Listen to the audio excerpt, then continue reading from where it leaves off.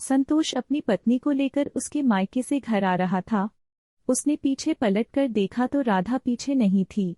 उसने इधर उधर देखा और आवाज दिया, अरे राधा कहाँ गई तुम? तभी उसे एक पेड़ के पीछे से हंसने की आवाज आई। संतोष जैसे ही पेड़ के पास गया, राधा अचानक से उसके सामने आई और संतोष डर गया। संतोष ने अपने दिल पर हाथ रखा और कहा, अरे तूने तो मुझे डरा ही दिया। राधा बोली, अरे आप तो बहुत ही डरते हैं। वह दोनों बात कर रहे थे कि झाड़ियों में से किसी की सांस लेने की आवाज आती है। संतोष आवाज देता है, कौन है वहां? लेकिन कोई जवाब नहीं आता। संतोष झाड़ियों के पास जाकर देख रहा था। तभी झाड़ियां से एक हाथ निकलता है और संतोष का गला पकड़ लेता है। इससे पहले संतोष की आवाज निकल पाती, वह संतोष की गर्दन उखाड़ देता है। राधा यह सब देखकर बहुत डर जाती है और जोर से चिल्लाती है और वह गांव की ओर तेजी से भागती है। गांव पहुंचकर वह रो रही थी। बाबूजी पूछते हैं, क्या हुआ राधा बेटी, इतनी डरी हुई क्यों हो और तुम क्यों रो रही हो? राधा बाबूजी को सारी बात बताती है। बाबूजी गांव से कुछ लोगों को लेकर उस घटनास्थल पर जाते हैं।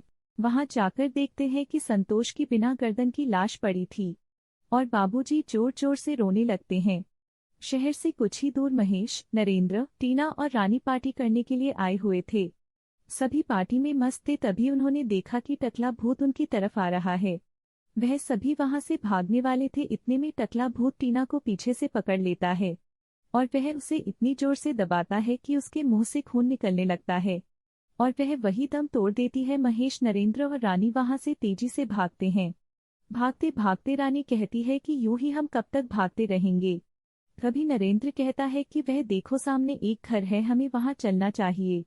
वह तीनों घर के अंदर आ जाते हैं। रानी कहती है, यह कौन है? तभी पीछे से आवाज आती है, बेटा यह बहुत लंबी कहानी है। यह भोलू का भूत है जो कुछ सालों से लोगों को मारता रहा है। तभी टकला भूत पंडित जी के घर के अंदर आ जाता है।